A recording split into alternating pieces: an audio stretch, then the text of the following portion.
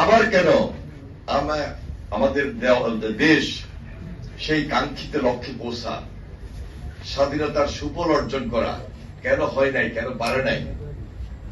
বিশেষ করে এই জেনারেশন, এই যুবক শ্রেণী যাদেরকে নিয়ে আমরা ফ্রন্ট লাইনে সবসময় ছিলাম, আছি, এবার বুঝতে বাকি হয় নাই যে আসলে প্রকৃতপক্ষে এই বাংলাদেশের একটা দরদি দল কে হতে পারে, বা কার নেতৃত্বে আমরা সবাই ঐক্যবদ্ধ হতে পারি। শেখ হাসিনা সরাসরি বলেই ফেলেছিলেন আমার অ্যাবসলিউট পাওয়ার দরকার, গণতন্ত্র নয় উন্নয়নটাই আমার কাছে প্রায়োরিটি। তার মানে দুর্নীতিটা তার কাছে প্রায়োরিটি, দেশ তার কাছে প্রায়োরিটি নয়। অন্যান্য রাজনৈতিক দল, রাজনৈতিক পরিবেশ, সাধারণ মানুষের স্বাভাবিক সাধারণ জীবনযাপন তার কাছে প্রায়োরিটি ছিল না। পাওয়ারটা অ্যাবসলিউট ছিল, প্রায়োরিটি ছিল।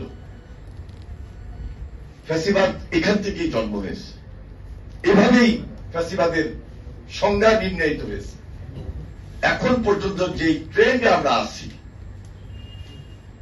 ওই আন্দোলন, ওই সংগ্রাম, ওই প্রতিবাদ আমাদের ছাত্র, যুবক, রাজনৈতিক দল এবং অন্যান্য সবার মধ্যে এটা একটা শুধু আবেগের জায়গা নয়, এটা একটা প্রতিবাদী কণ্ঠের রূপ নিয়েছে। আমরা রাজনৈতিক দল, বিপ্লবী ওয়ার্কার্স পার্টি রাজনৈতিক দল, অন্যান্য অনেক রাজনৈতিক দল আছে, আমরা কিন্তু সবসময় খুব ব্যস্ত থাকি। ছাত্ররা মধুর ক্যান্টিনে ব্যস্ত থাকে, যুবকরা তাদের বিভিন্ন ধরনের অ্যাক্টিভিটিস, চাকরি হোক, বাকরি হোক, সমাজ ব্যবস্থায় অথবা আন্দোলনের মাঠে খুব বেশি অ্যাক্টিভ থাকে। কিন্তু এই দেশের যারা খুব সাধারণ মানুষ, খেতে কাজ করে, অন্যান্য শ্রমিক হিসাবে যিনি সারাদিন ব্যাপী কাজ করেন, কৃষক যখন কাজ করে, এই সাধারণ মানুষগুলা বিকালে কিন্তু সবাই একটা চায়ের দোকানে একত্রিত হয়। আজকে এই স্মার্টফোনটা আমার হাতে থাকে ঠিকই, যে এই মুহূর্তে স্মার্টফোনটা আমার হাতে নাই। আমরা এত বেশি ব্যস্ত থাকতে হয়, কিন্তু কথাটা এই কারণে বলছি, আমার সাধারণ মানুষ আমার চেয়ে বেশি এই মোবাইলটা দেখে। তারা আলোচনা করে, তারা সমালোচনা করে, তারা আমার চেয়ে বেশি সচেতনমূলক কথাবার্তাগুলা প্রকাশ্যে বলে ফেলে।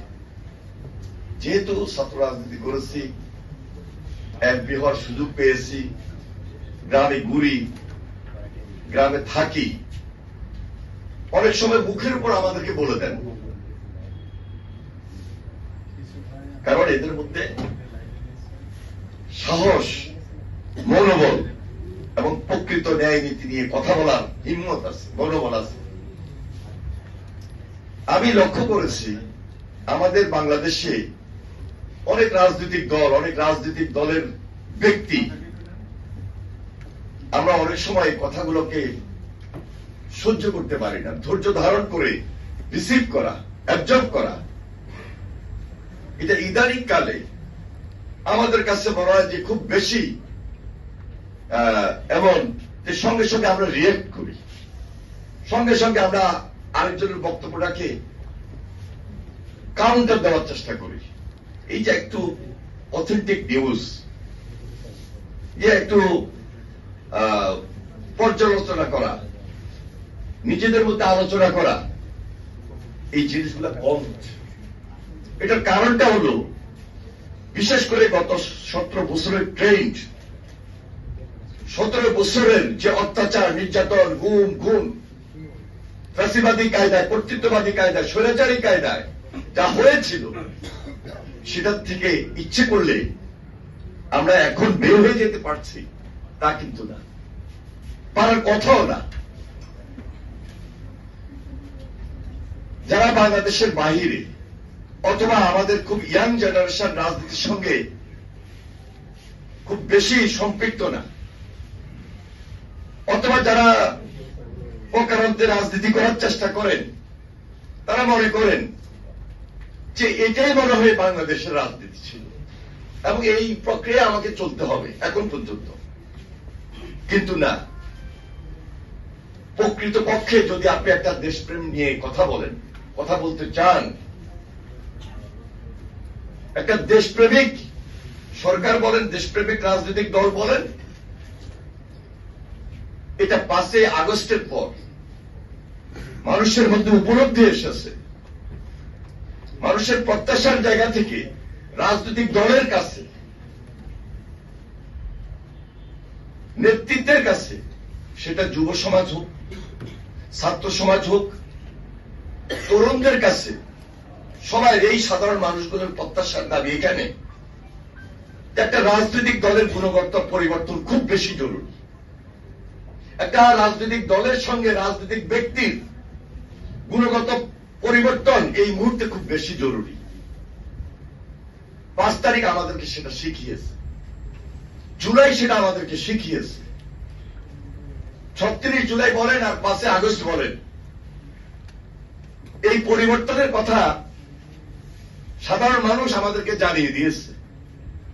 এখন আমরা কোন দল করব, কোন দলের নেতৃত্বে এই কাজগুলা হবে, আমি সাধারণ মানুষের কথাগুলোকে সমীহ পর্যায়ে নিব কিনা, সম্মানের জায়গা থেকে দেখব কিনা, এটা খুব বেশি গুরুত্বপূর্ণ।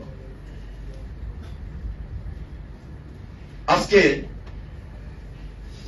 এই যে বাংলাদেশ বিপ্লবী যুব সংহতি, তারা প্রত্যাশা এবং প্রাপ্তির জায়গা থেকে জুলাই আন্দোলনকে সামনে রেখে যে আলোচনার সভাটা নিয়ে এসছেন, এই আলোচনার সভাটা গত 36 দিন আমরা বিএনপি, বাংলাদেশ জাতীয়তাবাদী দল, তারেক রহমানের নেতৃত্বে 1 জুলাই থেকে 5 আগস্ট পর্যন্ত কন্টিনিউয়াসলি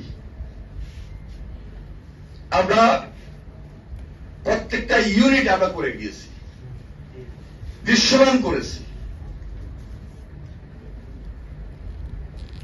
জুলাইয়ে নারীদের কি ভূমিকা ছিল, জুলাইয়ে যারা শহীদ হয়েছেন, এবং জুলাইয়ের পাশাপাশি যেটা আমাদের এই যে এহসান মাহমুদ বলার চেষ্টা করেছেন, গত 17 বছরের যে ট্রেন্ড, এই অত্যাচার নির্যাতনকে মোকাবেলা করতে গিয়ে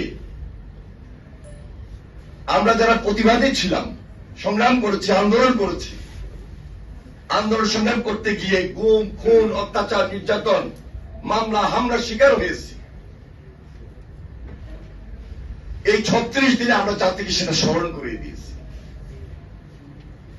জুলাই শুধু জুলাই কেন্দ্রিকে নয়, রোড টু জুলাই, এই জার্নিটাকে 36 দিনের জার্নি আমরা দেখি না। এই জার্নিটাকে আমরা দীর্ঘদিনের জার্নি দেখছি। এটা 5 আগস্ট সর্বশেষ যারা আমার এই ছাত্র, যারা আমার এই যুবক, যারা তরুণ, এটা তো পাওয়ার হাউস, পাহাড় পর্বত পরিমাণ এই শক্তি।